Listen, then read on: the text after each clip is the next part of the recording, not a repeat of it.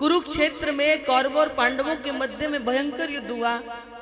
कौरव 100 भाई हैं, 99 भाई उस युद्ध भूमि में वीर गति को प्राप्त करते हैं। दुर्योधन की जंघा टूटी पड़ी हुई है और जंघा टूटी हुई उस विरह दुख अग्नि में दुर्योधन कर रहा था।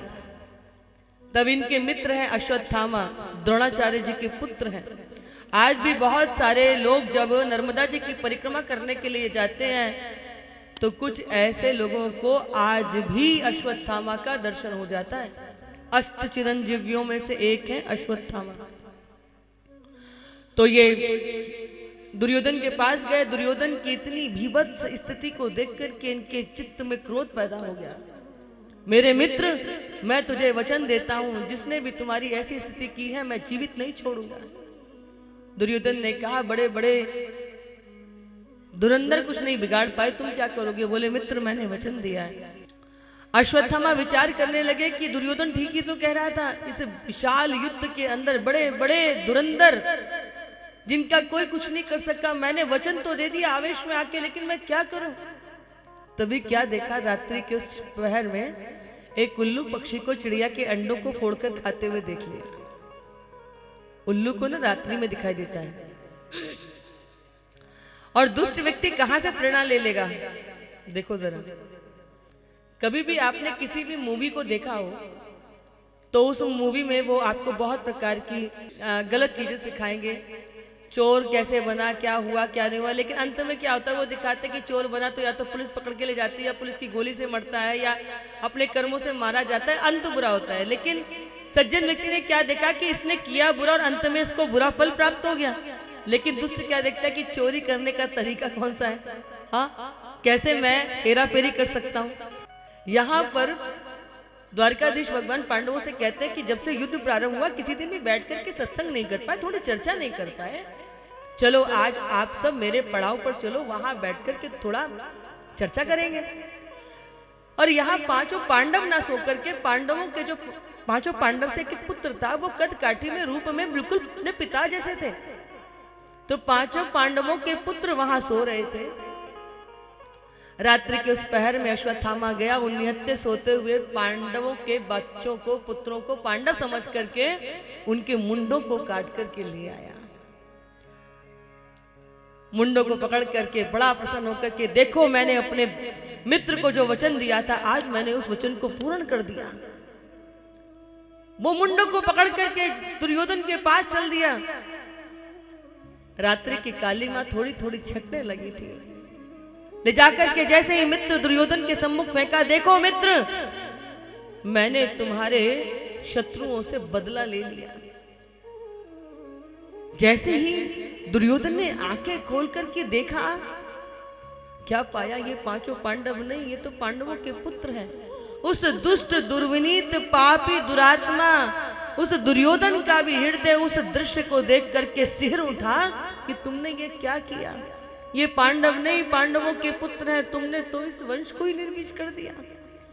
उस दुरात्मा दुर्योधन से भी यह सहन नहीं हो पाया और इस असहनीय पीड़ा में ही उसका शरीर छूट गया।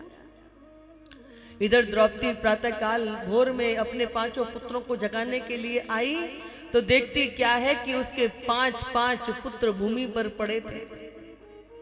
आप कल्पना कीजिए उस माता की स्थिति से जिसके एक नहीं 5-5 तरुण पुत्र भूमि पर पड़े हो मृत।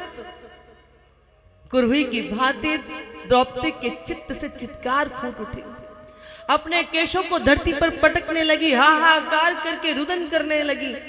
उस द्रौपदी की चित्कार से जैसे पूरी धरती का सीना फट गया। सारे दौड़ दौड़ करके भागने लगे कि इस भोर में क्यों मनुष्यत फैलाई जा रही, क्यों रुदन हो रहा है। दौड़ करके गए तो पता चला कि पांचों पुत्र पड़े हुए हैं भूमि पर।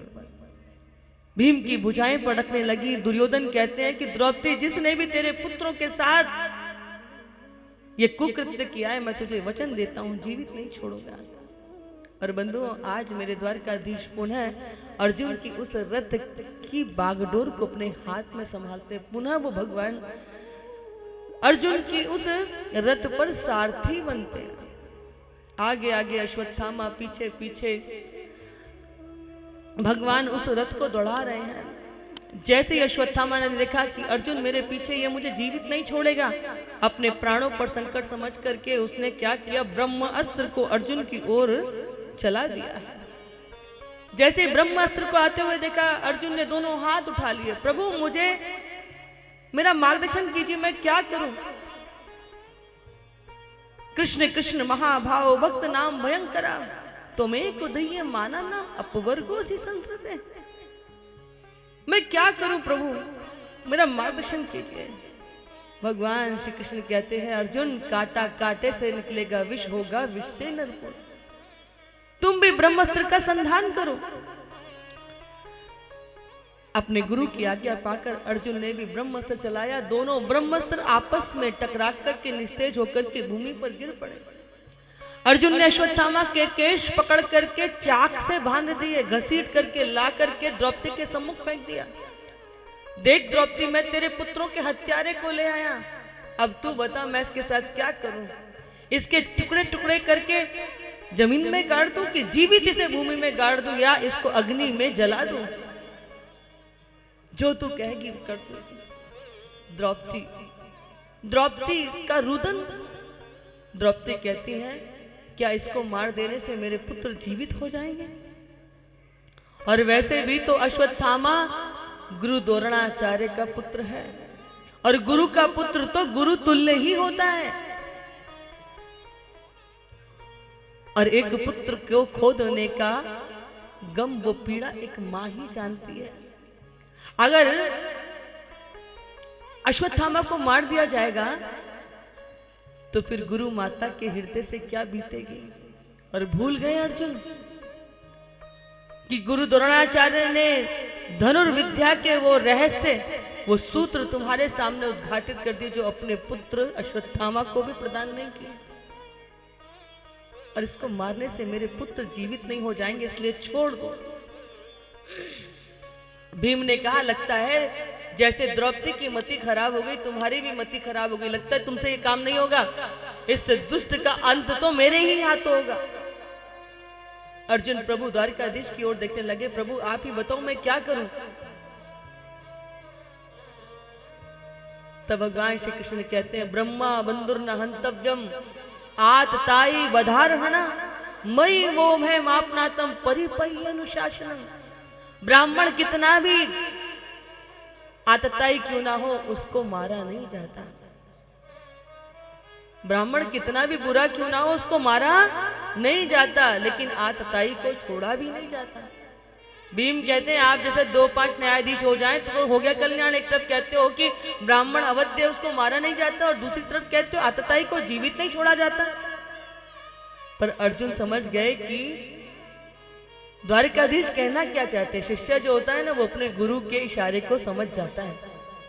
समझ गए कि ब्राह्मण अवध्य होता है, ब्राह्मण का कभी वध नहीं किया जाता, परंतु जिस ब्राह्मण का धन छीन लिया जाए, उसके केश मुंडित कर दिए जाए, और भरे समाज में जिसको धक्का देके निकाल दिया जाए, यही ब्राह्मण का वध होता है। अश्वत्थामा के जन्म से ही मस्तक पर क्या थी, मणि लगी हुई थी। अर्जुन ने कटार से उस मणि को छीन लिया, केश मुंडित कर दिए और वहां से धक्का देकर के निकाल दिया।